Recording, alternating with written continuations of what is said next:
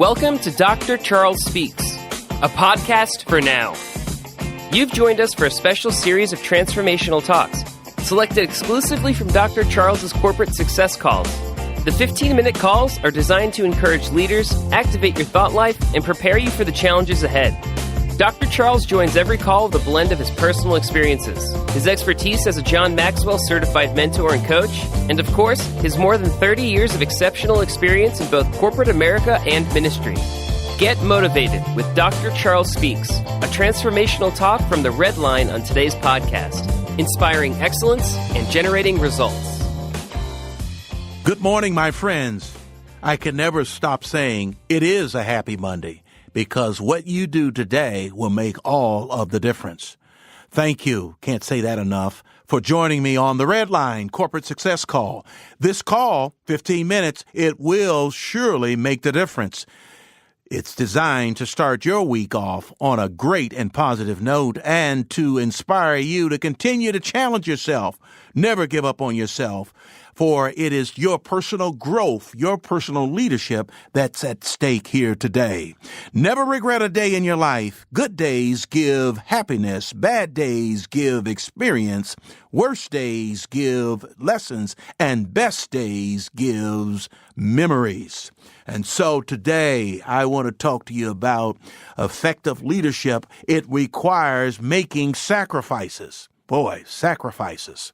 That's true. It does require sacrifice in effective leadership. What are you talking about? If you desire to become the best leader that you can possibly be, then guess what? Then you're going to need to be willing to make sacrifices to lead well. I can remember as a kid and having homework and wanting to go outside and play with the other kids in the neighborhood. I could hear them laughing and playing and having a great time. I'm looking out the window, but I had homework to do, and I didn't feel like doing the homework. I wanted to go outside and join them right on the streets and have a great time. But my mom would say, nope, no going outside playing until you have got your homework completed. And I would just be mad I couldn't get out there. But you know what? It paid off because I got the homework done and I graduated from school and on to life. And it's so important to realize that sacrifices do make the difference.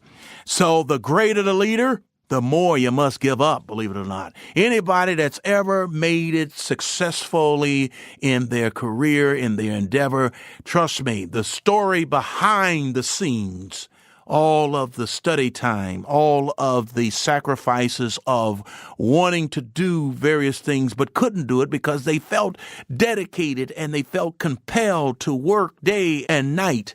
You know, we look at our leaders and we look at the successful ones and we look at our athletes and we look at our business people, all of these folks that have successful and are high up on the chart and leading the way and CEO positions and just having a great impact on their environment that they currently work in. Well, they didn't get there overnight. They had to put in time and they had to work hard at it. And that was so important for them, and that made the difference. And so while others seemingly were doing great, they continue to work. And that's the key. You could be a hero today and a zero tomorrow, but you want to continue to learn and grow. Every person, I said, who has ever achieved any success in life have made sacrifices. Now, when I think about, I like sports. I talk about sports analogies all the time. But I think about the golfer Tiger Woods. I can remember him seeing the clips on TV that he was, 6 or 7 years old. His dad was working with him to learn the game of golf. He's on television putting and doing a good job and showing the way for us older golfers that's still trying to figure it out. But Tiger Woods, you know the story, throughout his life, his teenage years, his adult life, just a terrific golfer. But it took a sacrifice to get there. And I know I aspire to be like him, but I'm far, far, far away from being close. And am I willing to pay the price tag for success? And that's what you have to ask yourself. It's just like an auction. If you ever been to an auction and things are being auctioned off, you will notice something. As the price goes higher, there are going to be fewer bidders. When the price is low, everybody jumps in. An easy crossing makes for an anemic believer. But when it's hard and you're going to have to put in the time and in this case of an auction, the price goes up. In the end, only one person is willing to pay the higher price that item actually cost. And so people will check out as they continue to strive to grow. They say, hey, it's just too tough. It's too hard.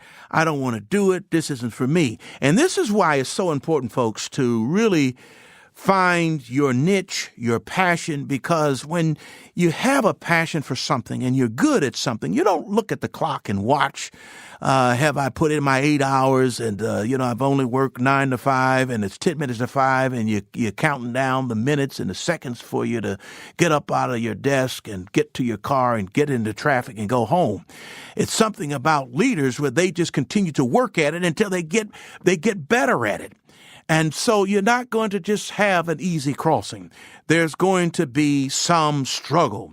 There can be no success without sacrifice. Anytime you see success, you can be sure someone made sacrifices to make it possible. And so that is so important to understand. The second point I want to talk about is if leaders have to give up to go up, then they have to give up even more to stay up. That's a whole lot of words. Let's say that again. If leaders have to give up to go up, then they have to give up even more to stay up. Now, you think about that. What won for you today doesn't necessarily going to give you the winning solution tomorrow, because things change. You cannot continue to do the same things. You think about the teams that have won the championship. So they had a great year. They held the trophy up high. Everyone was excited about it. So what's going to happen next year? You think they're going to do the exact same things? They're going to do much of the same things, but they're going to have to make some tweaks along the way, because guess what? The opponents have stolen some of the plays that they've run. They have watched the tapes on how they've been successful. They're looking for ways to be like them and to be able to beat them, to overtake them and be the champion the following year. And so those that are champs, they are thinking about what can we do even better? What can we do to even add to our success? So it's one thing to be at the top, but to stay at the top, you're going to have to even sacrifice that much more and practice that much more harder to reach the level and maintain the level. That's why I'm so impressed with some of these winning organizations, such as the New England Patriots. Year in and year out, they're winning. They're making changes every year, but yet they seem to always continue to go to the playoffs. I look at the just recently here in the last week, the Ohio State University coach, Urban Myers. His record was like 89 wins and 7 losses. How did he continue to do that? Nick Saban with Alabama, just watched them come back and beat my University of Georgia team. How does he continue to win and championship after championship? Because they make sacrifices along the way. They get in the film room. They work individually with their individual players, and they coach them collectively and individually. And they're always looking and studying their opponents, and they're always looking to see what is the new thing that they can do and do it well. Practice makes perfect, as I've heard that before, and so they practice. And so in order to give up to go up, but in order to go up and stay up, you're going to have to do those things. Think about it. What gets a team to the top? It isn't what keeps them there. The only way to stay up is to give up even more. And leadership success requires what? Continuous change, constant improvement, and ongoing sacrifices. And so when you have that interview with that person who is so successful and you want to be like them, you want to do some of the things, the great things that they've done, and you just simply ask them, it just doesn't happen overnight. They'll tell you that. They'll tell you this has been a lifelong journey, a lifelong stance of continuously growing. And that's what I've been talking about. That's what I apply to myself. I'm not satisfied with the things that I've accomplished in life.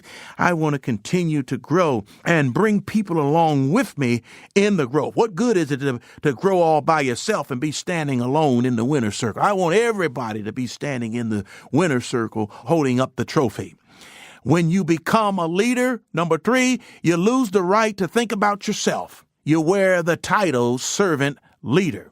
You know, I said this last week on the broadcast. The quote went something like, talent wins games, but what? Teamwork wins championship. That's the key. So the heart of leadership is putting others ahead of yourself. That's what a servant leader is. I didn't know nothing about servant. I just heard a lot about leader when I was young in the business. But I now grasp and I understand the importance of being a servant leader. And that's really about making others around you better. It's the heart of leadership. It's putting others ahead of yourself. It's doing what is best for the team. It's something about that commitment to bring people along. And I like that because, you know, what good is it to be by yourself and have all of the fine things in the world and have accomplished much and made a lot of money, but haven't done anything for anybody else? I'm reminded of a story. I got to bring this in. It's just a story that I remember in the best-selling book that I know of, and that is the Holy Bible. And that was a story of a guy who was very rich, and he had accumulated a whole lot of resources, had just abundance, just an overflow. And so one day he just thought to himself and pondered and says, "Oh my God, I've got all this stuff. What am I going to do with it? I know what I'm going to do. I'm going to build a bigger barn. That's what I'm going to do. I'm going to build it bigger, and I'm going to store it in there." And, you know, that demise of that person, it didn't end well for that person because that person died very shortly after making that announcement what he would do with all the stuff that he had accumulated. What am I saying to you? The stuff that you're holding on to, the experiences that you've learned, the things that you know, you've got to give it and serve it. Because there are people that are hungry. There are people who want to hear from you. There are people that want to take what you've done and even do it even better. And that is a wonderful thing because you're now able to see yourself through others by what you've been able to deposit in them. And so that's the key to effective leadership, making sacrifice. So what have we talked about here this morning in this short time? I said, number 1, a leader must give up in order to go up. And number 2, if leaders have to give up to go up, then they have to give up even more to stay up. And then number 3, I've been saying, when you become a leader, you lose the right to think about just you. You have to wear the title of servant leader. I like to close with the question. I'm going to ask you these 3 questions. You answer them for yourself. Are you willing to give up to go up? What are the things you're willing to give up in order to go up? Number 3, what are you not willing to sacrifice to advance? I'll close with this. Ralph Waldo Emerson, he said, "For everything you have missed, you have gained something else. And for everything you've gained, you lose something." Think about that. For everything you have missed, you have gained something else. And for everything you gain, you lose something. You've been talking to Dr. Charles on the Red Line Corporate Success Call. I trust that this message today has blessed you because effective leadership requires you to make sacrifices. Have a great day. Have a great week. Now let's go back to work. Thank you for listening to Dr. Charles Speaks. Visit drcharlesred.com for booking info for your ministry, business, or leadership team. Get info about the Red Line, a 15-minute corporate success call each Monday morning with Dr. Charles. Follow Dr. Charles on all social media at Dr. Charles Red. Subscribe to the podcast here for every episode of Dr. Charles Speaks. Thanks for joining us. Like Dr. Charles always says, no matter what, never, never, never give up. Until next time.